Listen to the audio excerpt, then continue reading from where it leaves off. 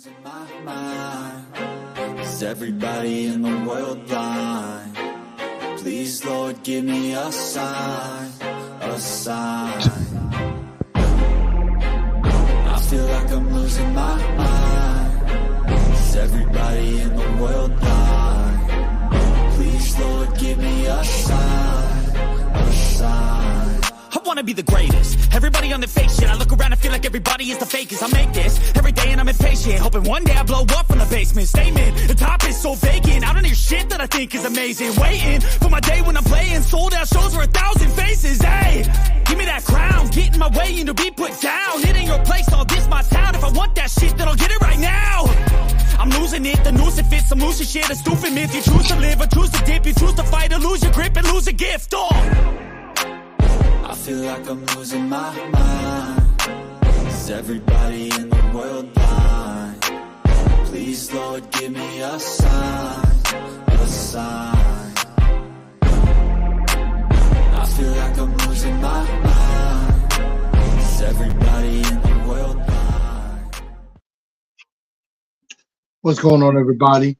We're going to go ahead and get this show started. And we're going to get everything going in just a bit. Just having a small piece of technical difficulty right now. So we're gonna get everything restarted in just a moment. And we're gonna get everything right and situated. We're gonna let this thing go.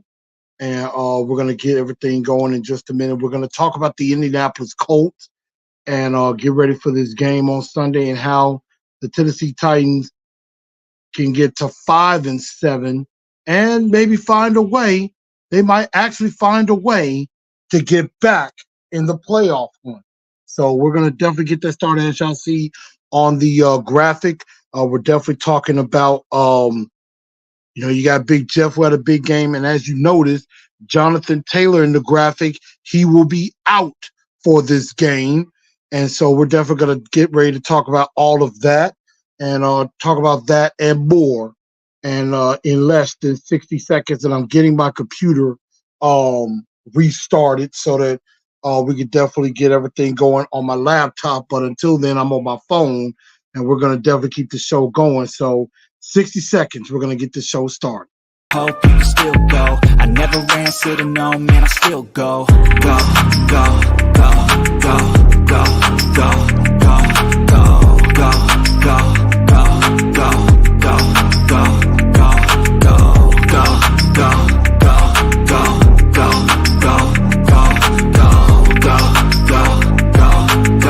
go, go, go. You got a mind, but even that could change. You could flip the gray matter like some batter in your Good evening, Titan Nation. How is everybody?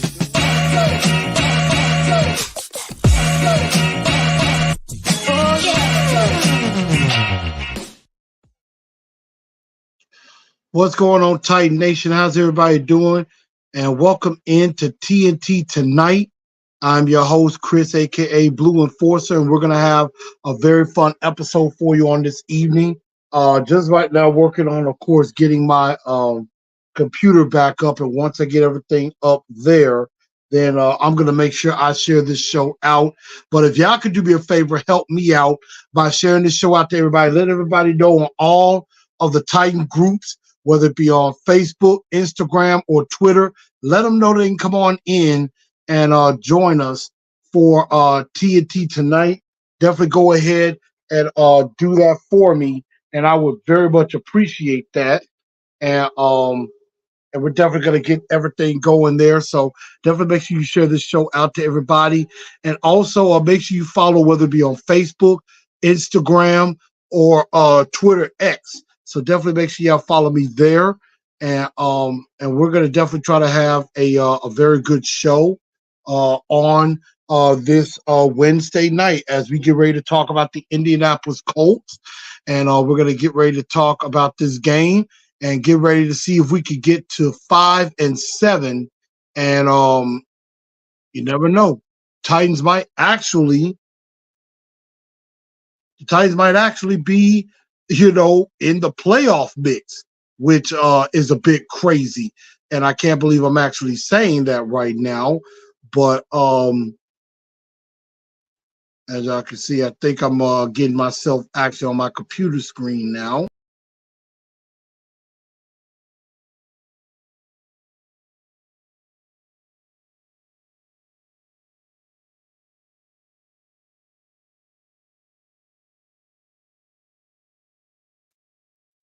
Okay. And there I am now. I am on my computer screen now and off of my cell phone. So it's always good to have a backup plan just in case if my computer decides to kind of act up a bit and I have my phone to do the job for me. But yeah, definitely make sure y'all help me share this show out. Let everybody know where they can come on in and join the show. And then also, make sure everybody you give a like to the show if you haven't already. Go ahead and like the show. Give a like on that. And also go ahead and subscribe to the channel as well. Definitely go ahead and subscribe to the channel and then that way hit the bell if you are new to the channel. That way you know what's going on and you will be able to be a part of everything as I go live. So definitely make sure you hit that subscribe button, ring the bell, and also hit that like button as well. I would definitely appreciate it. And also, if you're not able to listen to the whole show, definitely go ahead and hit and join on Spotify, iHeartRadio, Apple, and Google Podcasts, wherever you get your podcast from. Definitely go ahead and do that as well. So then that way you can definitely give me a rating on there. You know, just in case if you missed some part, you can go back and catch everything. So definitely make sure y'all do that. And definitely make sure y'all go ahead and do that as well. And we're gonna have ourselves a very, very good time on that. But let's go ahead and get into the show and everything. And let's talk. You know, first I did want to clear up something on this Craig Bedard report that people are talking about. And honestly enough, that Bedard report, I think there was a lot of crap that was in there. You know, basically talking bad about Rand Carthon and saying that um, his job performance was in question and things like that. And so I didn't really like that part. And I know I mentioned it before. I didn't really like that part. And I, thought, and the fact that he only got hired because he was a black man, a minority candidate, and all that, and that the NFL basically pushed that. And I don't think that was the case. I don't think that's what's happened. I don't think that's true. Because I mean he was highly regarded throughout the entire NFL.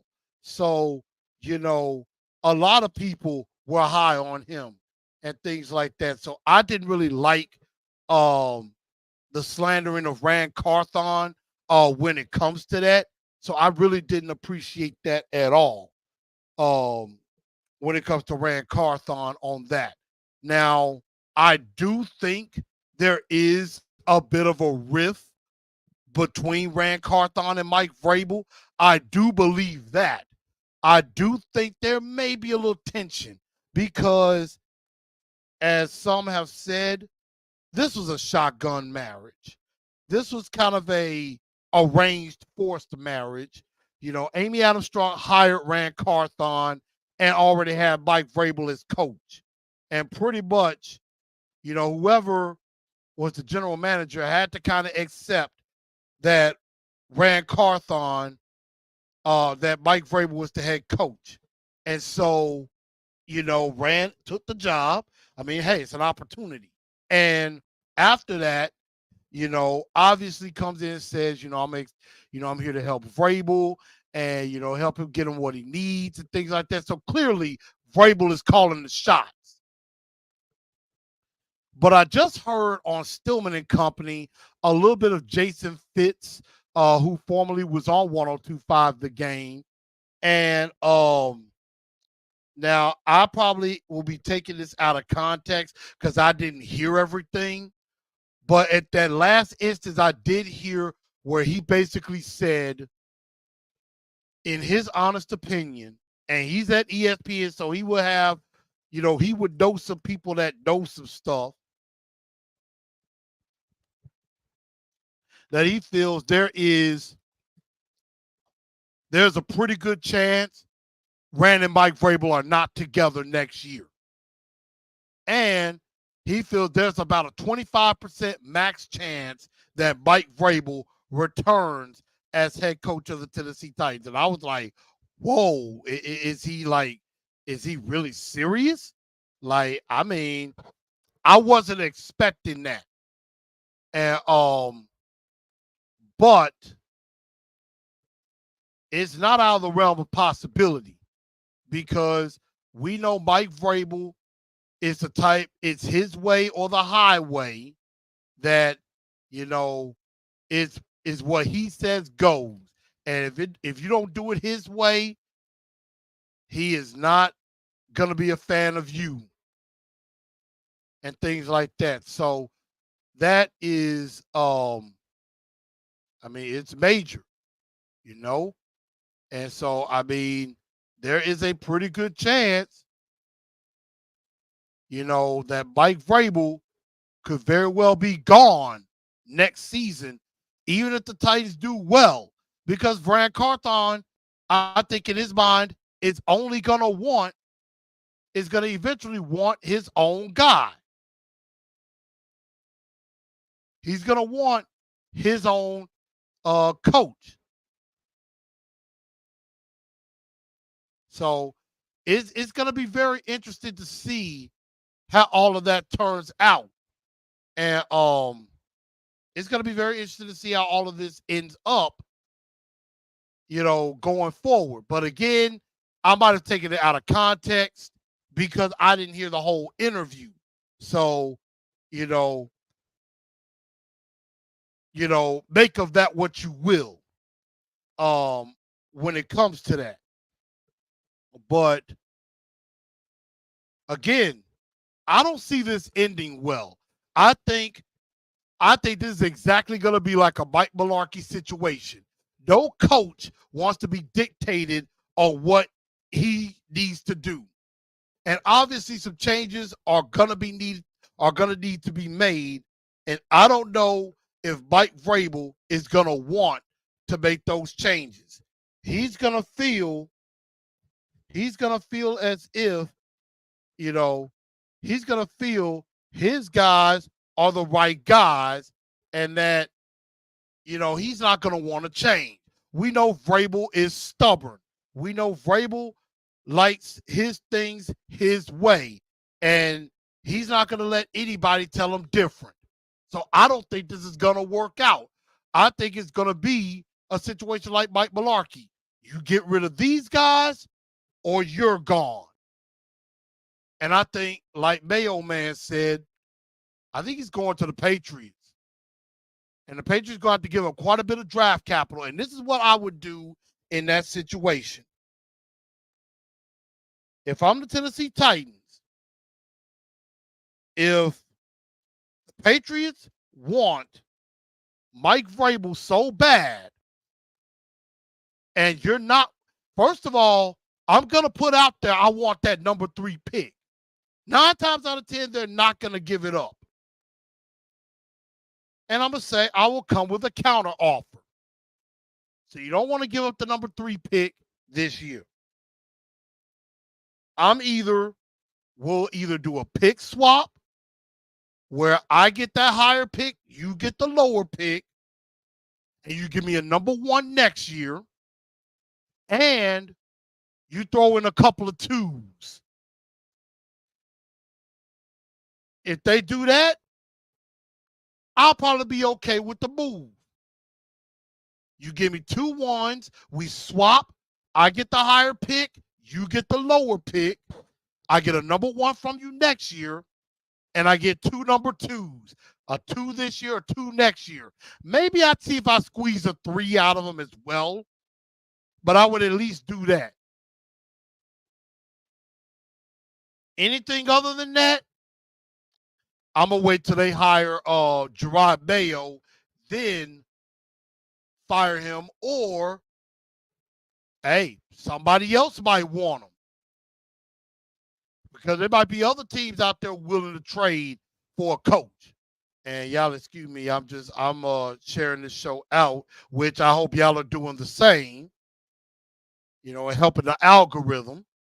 But push come to shove, I'm gonna try to trade him first, and then if all else fails, then I fire him. But I'm already gonna have Bobby Slowick or Ben Johnson or Brian Johnson on the phone. I'm already going to have them lined up, ready.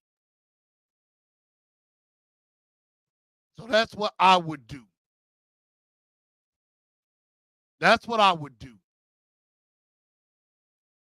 And I see we got quite a few people up in here. Ian Fuentes, Sin City Titan. Mayo Man says, if our D-line pressures Minshew and O-line blocks well, Will Levis will attack the secondary. I mean, I can see that. Sin City says, Zach Moss cannot have another day like he did before. I mean, I agree with that. Bottom tier says, Skoronski appears to be a stud according to numbers. Levis flashes greatness. I'm just worried about long term now. We didn't get King a ring, and that's a shame. I mean, King could be back. King could definitely be back. But since he said, no way we get that haul out of Vrabel. Hey, if the Patriots want him bad enough, they'll give him up. I mean, think about this. The Saints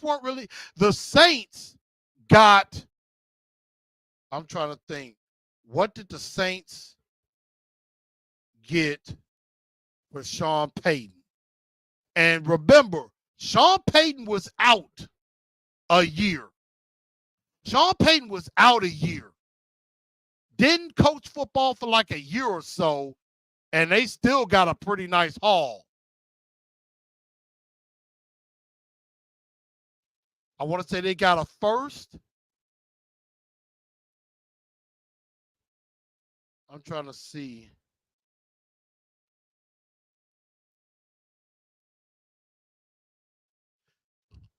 Yeah. So what happened is that Denver gave up the first round pick in this year's draft, in this past draft, a second rounder in the upcoming draft. Let me see.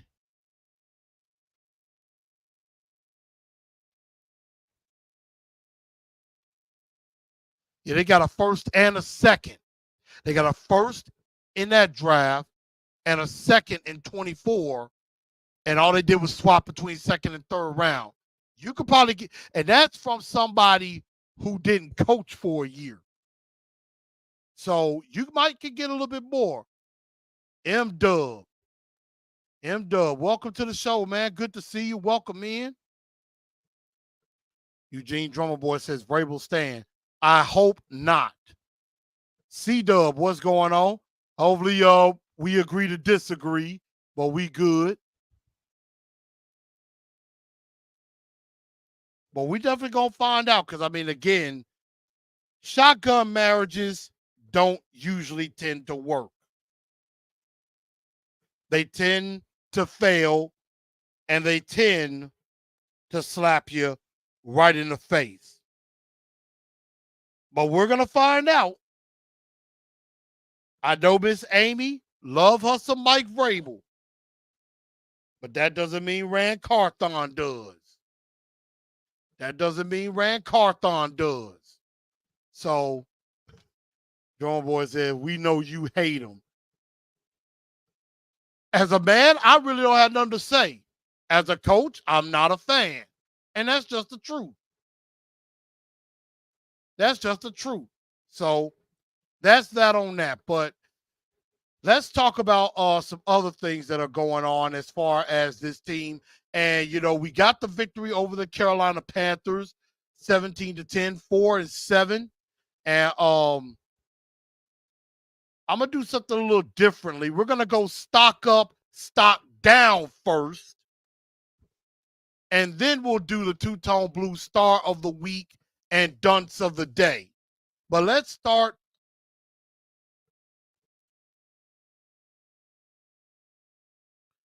With stock up, stock down. And because there's a few guys whose stock went up. Jeffrey Simmons, his stock went up. Big time, had a great game. Jalen Duncan, his stock went up, in my opinion. And go ahead and y'all give comments too on who y'all think stock has went up as well. Arden Key finally makes an appearance.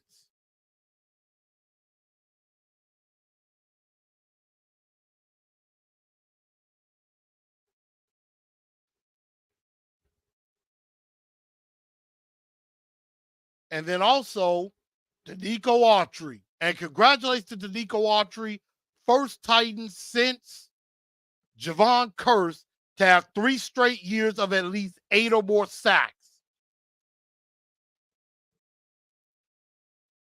So shout out to Arden Key. To Danico Autry, excuse me. And Kayvon Wallace, who he was all over the field for the Tennessee Titans. And I think he's going to get quite a bit more time in this defense. I mean, I definitely noticed him. Very impressed with him. I definitely noticed him quite a bit. So I definitely liked him a lot. So I was definitely very impressed with those guys. So again, who are some of y'all stock up and stock down?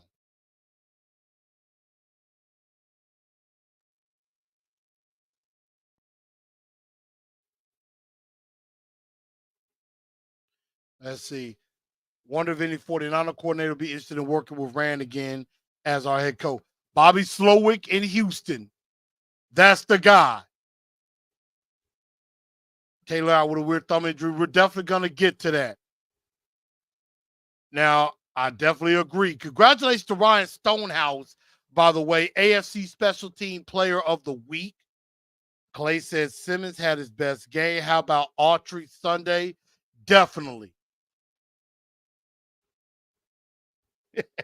C-Dub says Simmons was tossing around the Panthers guards, tossing Panther guards around for fun. But Stillman going to be crying. We drafted a guard at 11, then go crying we don't have an O-line, which he did do that today and was talking about it as far as Skoronski. And I said, and I'm thinking in my mind, here's the thing. Peter Skoronski was a left tackle, an All-American left tackle at Northwestern. Just like Rashawn Slater was an All-American left tackle at Northwestern. The only difference is the LA Chargers were intelligent and smart enough to be like, we drafted Rashawn Slater. He was a left tackle. We're going to have him be our starting left tackle. Mike Vrabel's dumb, arrogant self decides we drafted a left tackle from Northwestern at 11. Oh, Dad, there's questions about his arm length. And instead of playing him at left tackle where he's been successful in college, they're like, nah, he's not going to play his natural position. We're going to play him at guard. Absolutely stupid. Stupid, stupid, stupid. And I agree, bottom tier.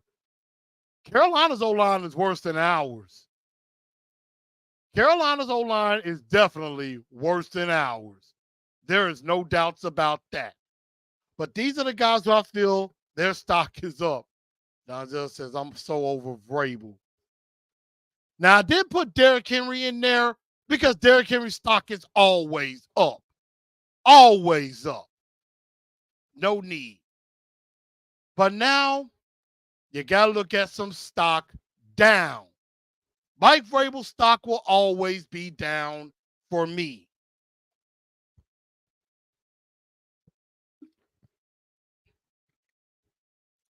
But here's some other guys whose stocks went down just a bit. Will Levis. Stock goes down a little bit. Not too much. Just a little bit. Because early on he was looking good. Later in the game, not so much. So stock goes down just a smidge. Christian Fulton, after having a few good weeks of ball, he did not have a good week this week. Had a couple of bad penalties on him that kept some drives going and things like that. So Christian Fulton, I just don't think is going to be on this team going forward next year. Definitely stock went down. Harold Landry, I think his stock has went down as well because everybody else was having a little bit of fun with Bryce Young, Simmons, Autry, Arden Key with the strip sack. But we didn't see Landry anywhere and things like that. So kind of disappointed with Harold Landry this year. I know he's coming back off of the ACL and things like that, but still a little disappointing. And lastly, draft pick. Went down on that because had we lost the game with everything else that happened, we started the day at 6. If everything had went the way it went and we had lost this game to Carolina, we would be 4th in the draft order right now. We would be well in the top 5, picking 4th as of today. Instead, because we won, and I know shouldn't shame anybody for winning a game, but because of that, you cost yourself 4 draft slots down to 10 now. Pretty much, you've cost yourself the number 1 pick and probably cost yourself the number 2 pick as well. But top 5 is still possible. So, you know, there is something there. And Brandon says, even at 4th, we're not getting Marvin Harrison. Here's what you could do at 4, because we see it every year during the draft. Somebody comes out of nowhere and just flies up draft board. Somebody that's in the lower 20s or maybe in the mid-teens goes all the way up to the top. Like Michael Penix, I've seen him like in the middle of the draft. I've seen him in the 2nd round. This dude might skyrocket if he has a good bowl performance, if he plays in the bowl game or the championship. J.J. McCarthy's another one, even though I like Michigan, I don't think he's that great. But quarterbacks always get love. Remember, Carson Wentz, at one point before the Senior Bowl and the Combine, people thought he was going to be drafted in like the 3rd or 4th round. And he skyrocketed all the way up to where he was the number 2 pick in the draft. So a lot's going to change between now and the draft.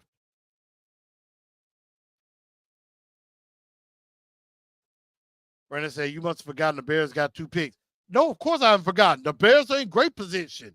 They got the Panthers pick. They're pretty much going to be picking number 1 and most likely like number 5, even though they beat the Vikings.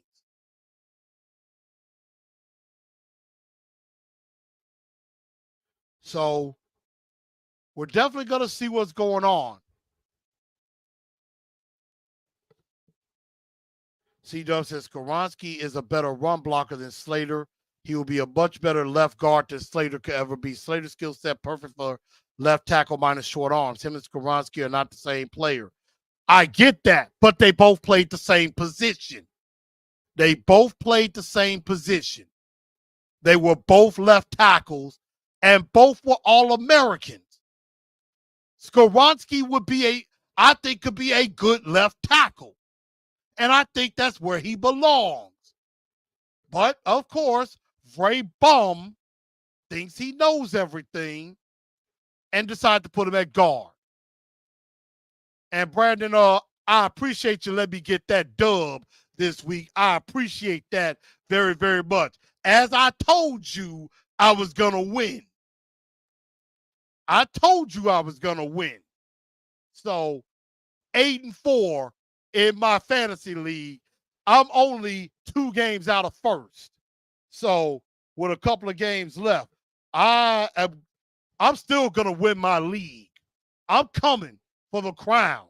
That much is a fact. You won't be, oh, you what, sir? Oh, you what?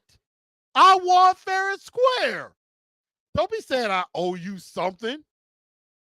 Daniel Berry Sports Highlights. How you doing? Welcome into the channel. I'm like, what do I owe you? You're right. The season ain't over with. I agree. I'm still second. I'm 2 games behind the leader, and I'm going to catch him. So we're definitely going to find out about that. But I want y'all to tell me, who was your two-tone blue star of the week? Who shined the most in the victory against the Carolina Panthers? I kind of know who my top 2 choices would be, and I'm kind of trying to decide between the two who I could go with. But I have a pretty good idea of where I'm going as far as the two-tone blue star of the week, but I do want to see who y'all got.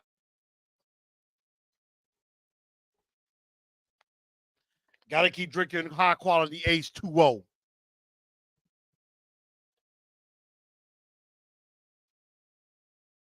Nah, City. I'm talking about my guy Brandon. We're in a fantasy league together. So that's what I'm talking about. It's just Brandon B-Pain just mad because I whooped his tail like I said I would. Twice. I got him twice.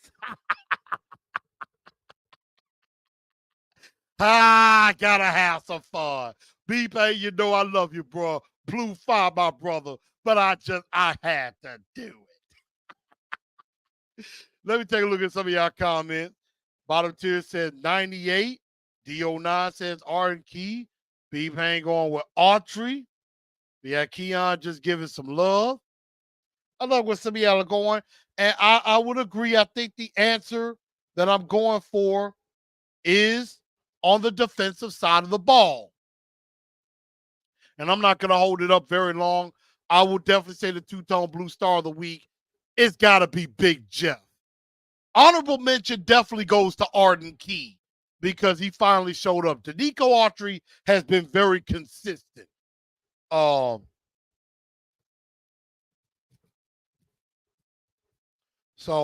I definitely like what Big Jeff was doing in the game.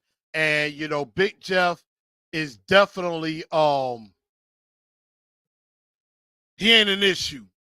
He is a game wrecker and can definitely mess some things up for anybody that gets in his way. So shout out to Big Jeff, but also good to see Arden Key show up. Well, y'all know whenever there's a two-tone blue star of the week, there's also a dunce of the day. And I have a pretty good idea where this one is going to. And shockingly enough, it's going to stay on the defensive side of the ball. And I'm not even going to waste time.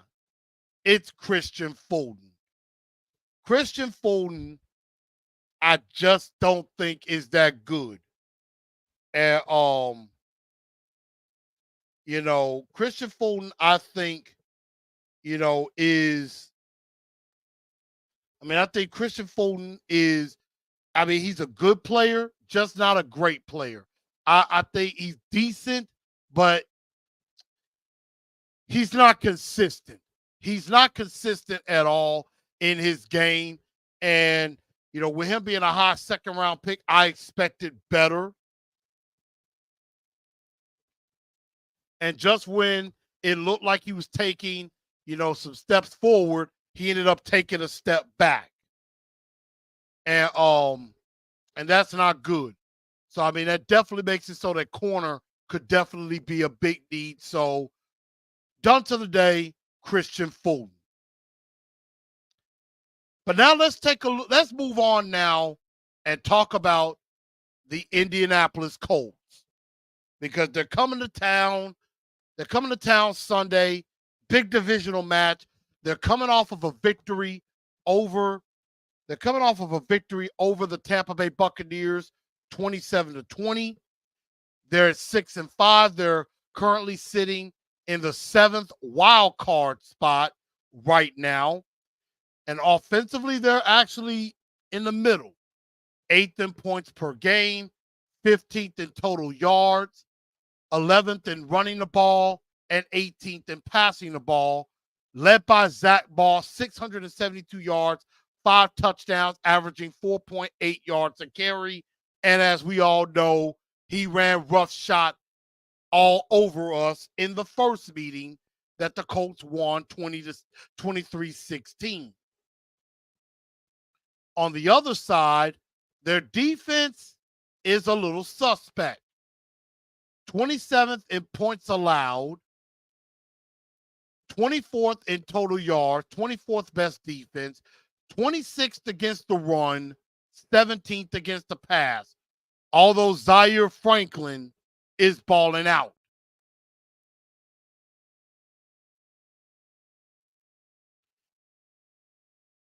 Zaire Franklin is a tackling machine and is probably their best defensive player. The Indianapolis Colts have a lot of things good going for them, but they also got some bad things going for them as well. And, you know, the Colts, they will not have Jonathan Taylor for this game.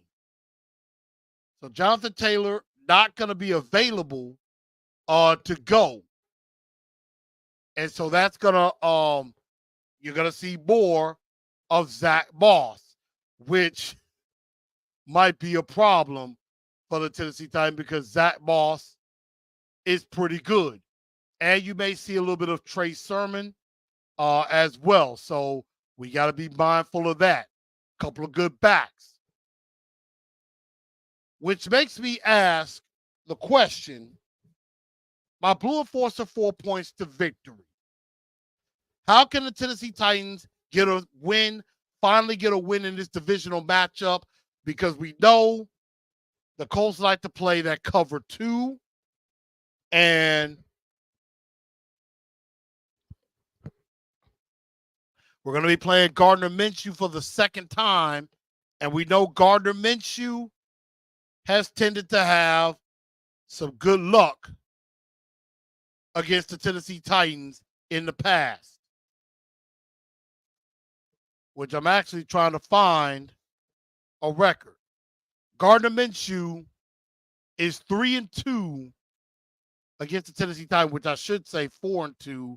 I don't know if they counted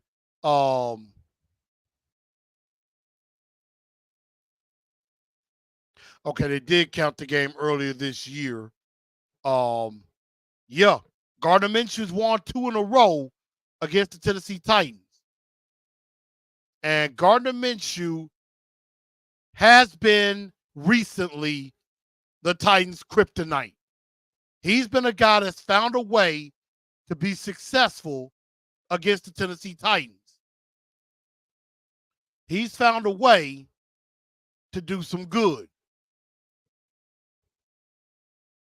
And we're going to have to figure out how to stop Minshew because this offense is good for him. It's under Shane Steichen. And Shane Steichen was with Gardner Minshew in Philadelphia. But now we are last time we were not prepared for Gardner Minshew. This time we're preparing for Gardner Minshew. And that leads us to my Blue Enforcer 4 points to victory. How the Tennessee Titans can get a victory over the Indianapolis Colts. Point number 1. DeAndre Hopkins had a heck of a game against the Indianapolis Colts before. So the thing they need to do is go right back to that. Do it again.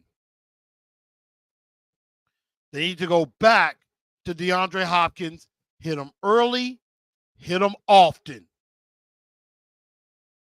Get him going. Get him in a rhythm. You do that, you have a very good chance of winning this game. Hopkins had 8 catches, 140 yards in that game.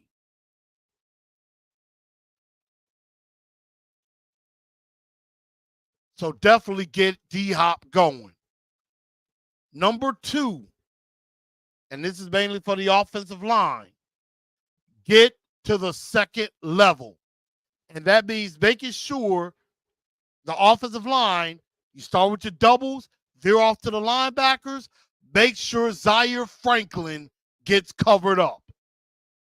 You do not want him to make an impact in this game. So you got to shut down Zaire Franklin.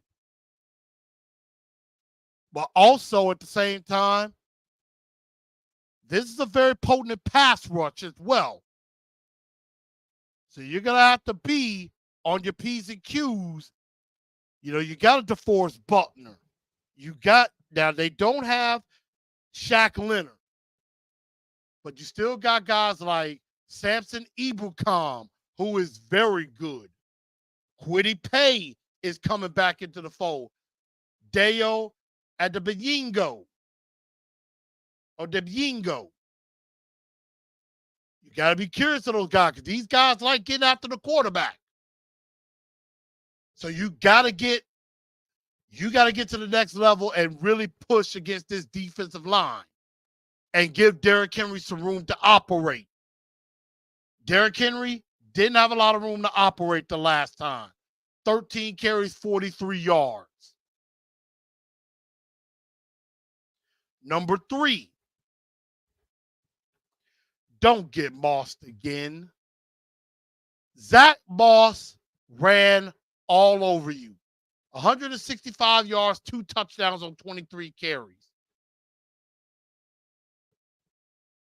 I would have expected that from Jonathan Taylor, who was only held to 18 yards on 6 carries. They didn't have to play Jonathan Taylor because Zach Moss basically did the job for him. So don't get mossed again.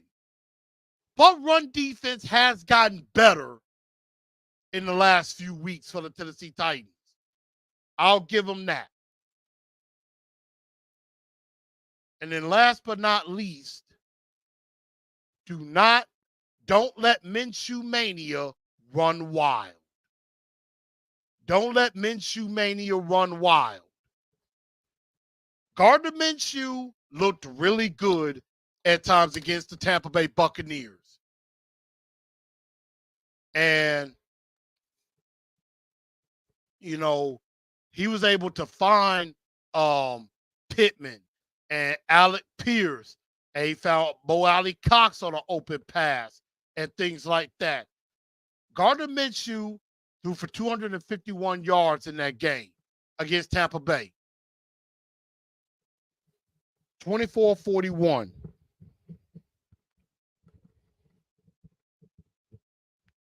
And you're going to have to be able to take care of Michael Pittman, who had 10 catches last week. And you got to be cognizant of Josh Downs. That guy is fast. So you got to be cognizant of them. So again, by 4 points to victory, hit D-Hop early and often, get him in rhythm. because they definitely did that with Mike Evans. He had 2 touchdowns in the game for Tampa Bay. Get to the second level, and that means take care of business for the defensive line and then work your way to the linebacker. Make sure Zaire Franklin isn't a factor. Number 3, just don't get bossed again. And last, don't let Minshew Mania run wild. So those are my Blue Enforcer 4 points to victory. I'm going to get to some of y'all comments before I give my prediction, and we're going to get ready to call it a day.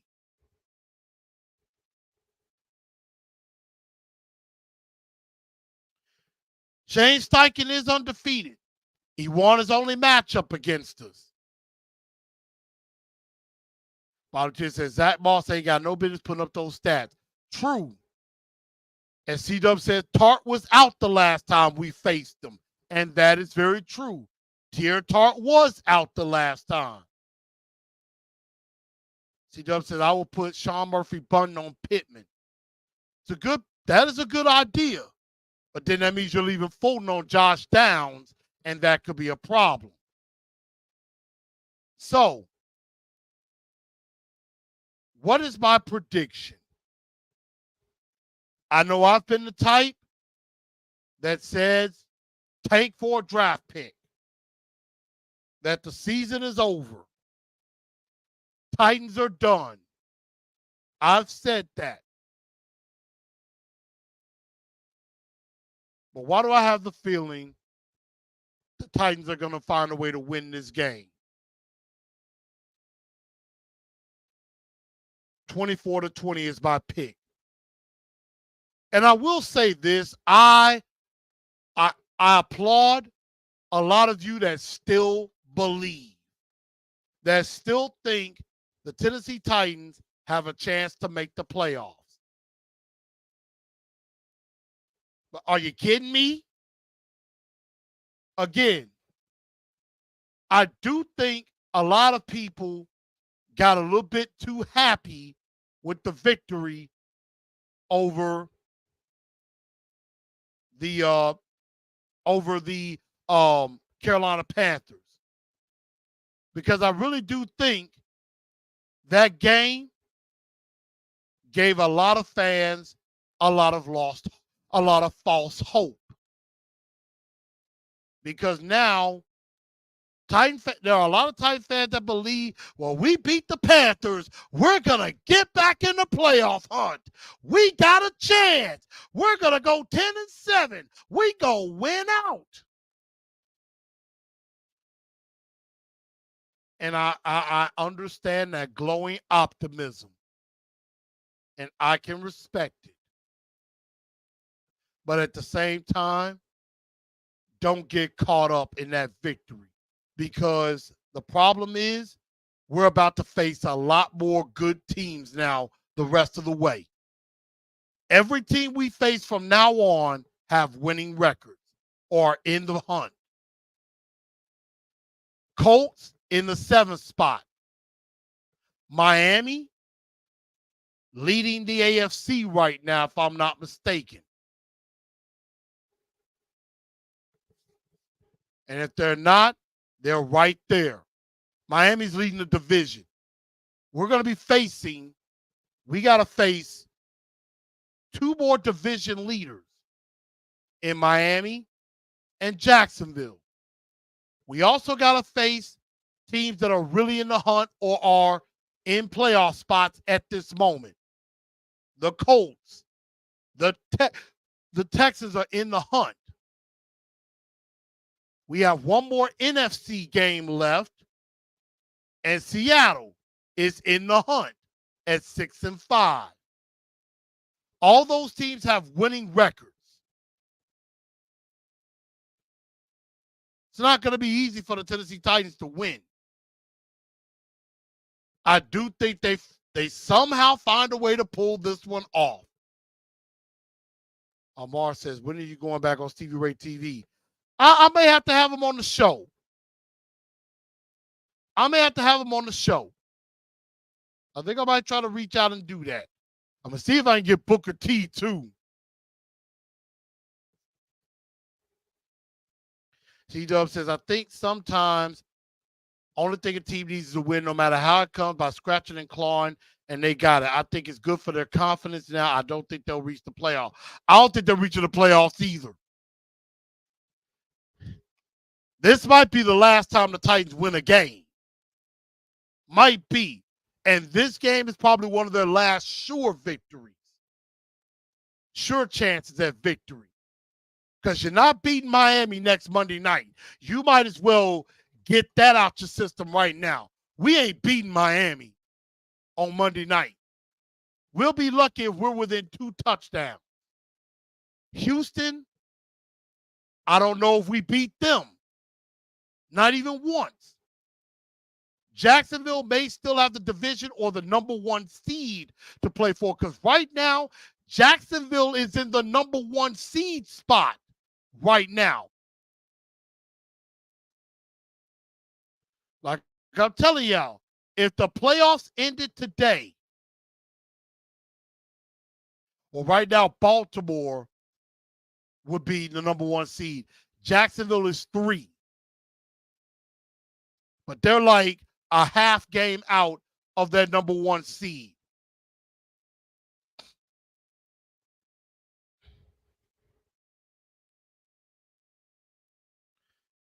See, Parker D says, I think we lose out. Dio9 says, we ain't beating Indy. Politics says, I wish we weren't even playing a Monday night game, let alone the Dolphins. I mean, if anything, it'll be entertaining. Might not be entertainingly good for the Titans, but it will be entertaining. So we're going to find out. But before I get out of here tonight, I think it's time I need to do a shut your pie hole. And this shut your pie hole is something that I usually do this every last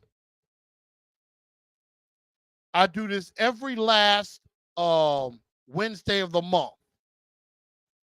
And so what I want to do is back on November 16th on Stillman and Company, every Thursday, TD Teron Davenport, ESPN Titans reporter, goes on the show from 3 to 4 p.m. Central Time.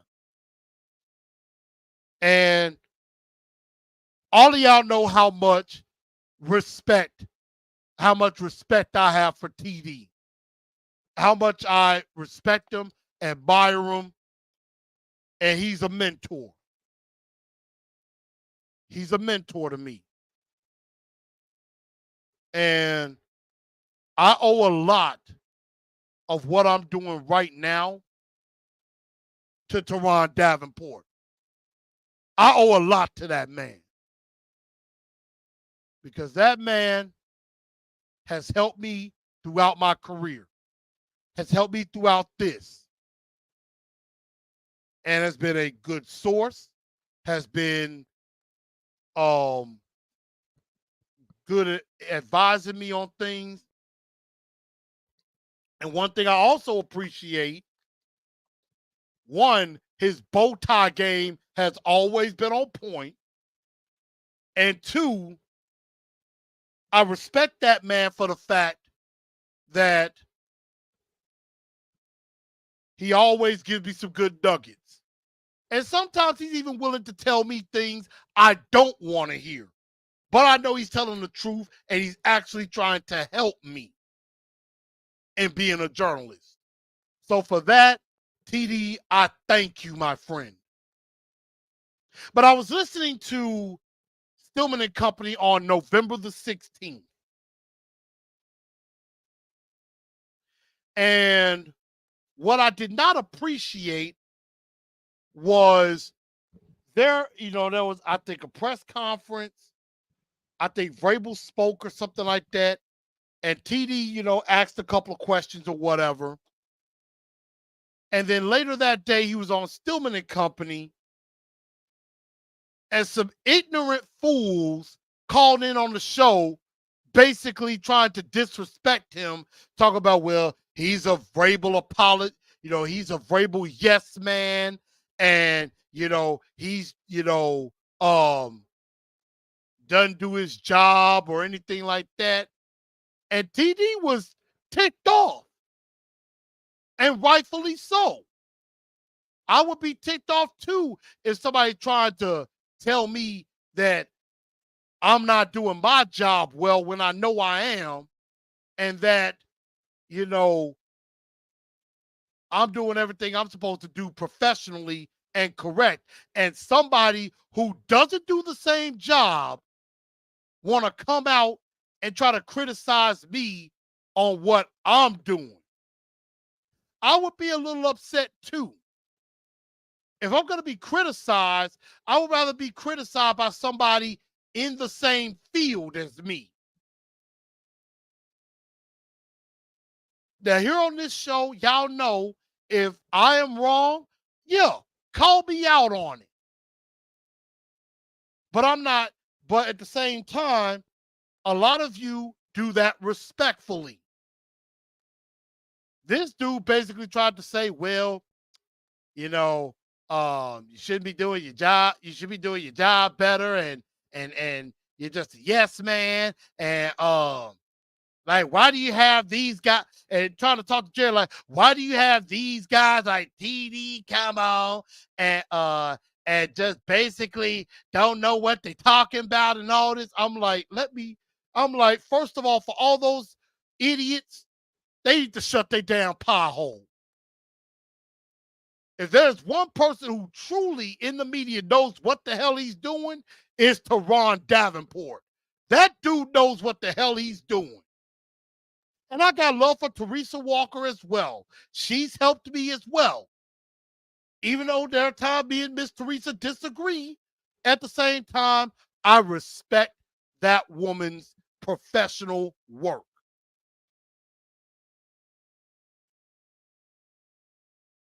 So don't be calling into somebody's show criticizing that person's work when you don't know half of what they're doing and how they got to that point.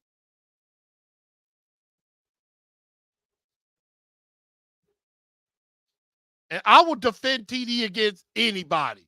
Lou Man said TD knows nothing. Lou Man, don't do that. You need to be quiet. TD is extremely knowledgeable, and that dude, like C-Dub says, he does his homework. He does his homework. He has his Talking with TD podcast. He does Whiteboard Wednesday. That dude could be a coach because he knows stuff. He played football.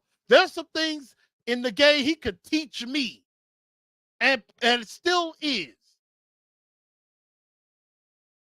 So, Lou Man, get out of here with all of that. Still love you, but get out of here with all of that.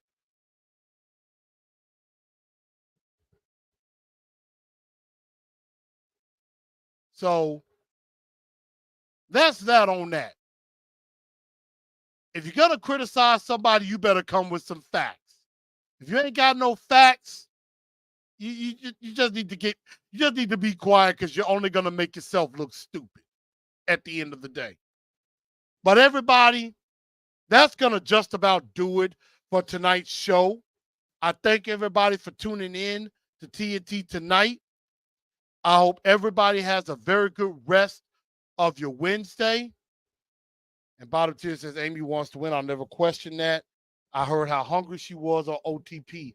I haven't heard OTP in a very long time.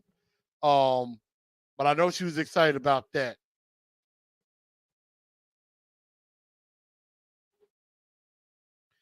And TD does that. He tells it like it is. And I respect the hell out of him for that. But y'all, everybody have a very good rest of your evening. I'm about to get out of here. I got to go get me some grub because I'm hungry.